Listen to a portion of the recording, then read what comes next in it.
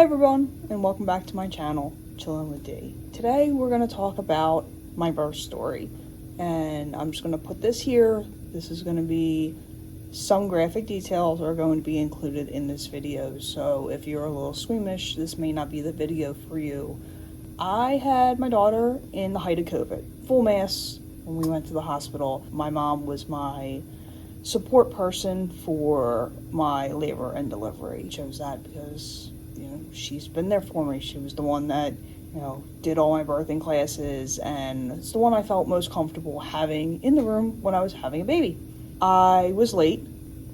I was 40 weeks at my last appointment, and they decided to induce me that Saturday. So basically 5 days later, I was induced. So go in the hospital, go in, start the, you do all the intake process, and they started the Pitocin. I was like, okay, you can't eat now. I'm thinking, that's a long time. I hope this is fast. After they started the Pitocin, it was a couple hours. It was a while. And then finally they came back in. They were checking on me here and there because nothing was really happening. I wasn't really dilating. I was already partially dilated. I was at like 3 centimeters, and I was 100% effaced when I got to the hospital. So before they even started induction, my body was already starting to prepare for labor. Then come to find out about 10 o'clock or so at night, they came in. Now I've been there since like 8 o'clock in the morning we were there. They came in about 10 o'clock at night and said, we got to stop your Pitocin because we have too many people in labor, and we can't afford for you to go in labor too. So this is, middle of the night. They stopped the Pitocin. The only good thing about this was I was able to eat real food. Because the only thing I've been able to eat all day had been Jell-O and water ice, which I hate Jell-O. And water ice is okay, but it's not really filling, and I like to eat. So I was hungry. So I took advantage of this. I had a bagel. It's not like I ate a lot, but I had a bagel and some water just to get something in my stomach. Then they came back in later in the evening. I don't know, it was a couple hours later. They came back in and said, okay, we're gonna start the Pitocin and get back up and get you going here and see if we can get you into active labor, because at that point I still wasn't in active labor. And they started cranking it, a little bit here, and they would come in, like every hour they were coming in and pump it up a little bit more and pump it up a little bit more. And then I started feeling the contractions.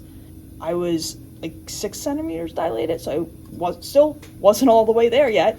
Still moving slowly, but I was starting to really feel it. So I have 2 steel rods and 17 C-clamps in my back from when I was a child. I was like 15 when I had spinal fusion done because I had scoliosis. That's why I have rods in my back, basically. But because of this, I have an extensive amount of scar tissue, and I have not had surgery of any kind since I had my spinal fusion done 20 years ago. I was under the impression that I'd be able to get an epidural. I just assumed that, it would be okay. They looked at my x-rays and they said, yeah, there should be no problem. They didn't think it would be a big deal to give me an epidural. They were wrong. They tried 3 times. It just didn't work. They couldn't get the needle in. I don't have a great pain tolerance. I really don't. I came in with this, this birth plan that I was going to have the epidural. My mom and I had already talked about this. We were getting the epidural when the pain started getting bad because she knows that I don't have high pain tolerance. Well, that didn't happen because they couldn't get it in. And I was starting to be very uncomfortable. They talked to the doctor that was on call. Thankfully, a doctor that was in my practice, and one that I had been seeing for the last part of my pregnancy. He was the doctor that I was going to see every time I would go in for a checkup. He was there. He was the doctor on call that day. Thank God. I bless my lucky stars that he was the doctor on call. He gave me what they call a cervical block, and it's not something that my practice does. most of our doctors do not do it anymore. Not really sure why. I didn't ask why. I just knew that I needed something for pain, and that's what they gave me. So basically it's Novocaine shots to your cervix. You know, they go around the outside, and he put a couple of shots in there. At that point, you're already hurting, so you feel it, but you don't feel it as much. You know, he gave me the cervical block, and then he told the nurses to kick that Pitocin up into high gear. Basically, he was like, you got 2 hours, and then this is going to wear off, and I can't give it to you again. So it was, you know, let's go, let's get this baby out of here kind of deal. Which I'm glad that, you know, he knew what he was doing. I'm glad he was experienced and had the knowledge to say, you know what, this is it. We're going for it. We're gonna get this baby out.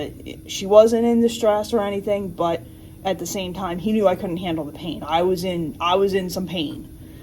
The fact that he, you know, was there and said, this is what we're gonna do, I was very, very happy about that. Finally get into active labor. At that point, the cervical block had started to wear off. It wasn't completely gone, but we were getting close to that 2 hour mark. Started pushing and pushing and pushing. She wasn't coming out. This child did not want to come out. I mean, I was pushing and I was pushing and I was pushing, and I felt like I pushed for forever. It felt like, and then finally he was like, "That's it. We got to get the vacuum." And I'm thinking, I don't want the vacuum, but at the same time, I want her out of here. Like, I remember, and I don't remember a lot of my labor, but I remember telling my mom, I can't do this anymore. Mid-labor, telling her I can't push the baby out. Like, she was stuck. She just didn't want to come out. He got the vacuum, he put it in there, and, you know, a couple more push-ins, and she came out. Thankfully, she came out. It hurt. I'm not gonna lie. It was painful. This is where things, like, to me, took a turn for the worst, in my opinion. She had what they call a short umbilical cord. Didn't even know this existed. Didn't know this was a thing. Apparently it is. You know, I had it in my mind, in our plan, in my labor plan, that my mom was going to cut the cord. That was our plan. That's what we had decided. Well, because she had a short umbilical cord, she literally came out, and that was it. Like, there was no cord for her to be put up onto my chest, for her to be, you know, so that I could hold her and my mom do the clamping and the cutting and all that. It didn't happen that way. Literally, the nurse was holding her, and the doctor cut the cord because the cord was so short. Like, I didn't get the immediate skin to skin because of that, because there was no cord to push for her to come up to lay on my chest. And then they cut the cord, they take her, they wrap her up, and then they put her on me real quick. But it was like real quick. It was, you know, a split second. They put her on there long enough for my mom took one picture, and they took her away during the birthing process. She had swallowed the meconium. So they took her right away to the NICU, and I didn't get to see her. That was it. She was gone. Like, I saw her for like a split second, and I was in so much pain that I hardly remember that part of delivery. And then after delivery, it's time to push the placenta out, which I didn't know. And I guess I missed that part of the delivery classes. I didn't realize that you're supposed to actually push the placenta out. I kind of thought it came out with the baby, like, all together. Apparently it doesn't. So it's like a labor on top of a labor. Well, my placenta didn't want to come out. It came out in pieces, to the point, you know, they're telling you push, and he's pulling it out in handfuls. Pulling out, and it's coming out in a handful. He's like, you gotta keep pushing. It's not coming out. It just wasn't coming out. And I was in so much pain. And I was bleeding really bad, because apparently I had a 4th degree tear. Now, I don't know if I tore because I was pushing and she was so big, or if I tore because he put the vacuum and that's why. I don't know. Needless to say, a 4th degree tear is not something I ever want to do again. That is, that hurt. It was bad. I mean, I'm talking like 3 months before I was able to, like, really sit down without being in pain. Hurt.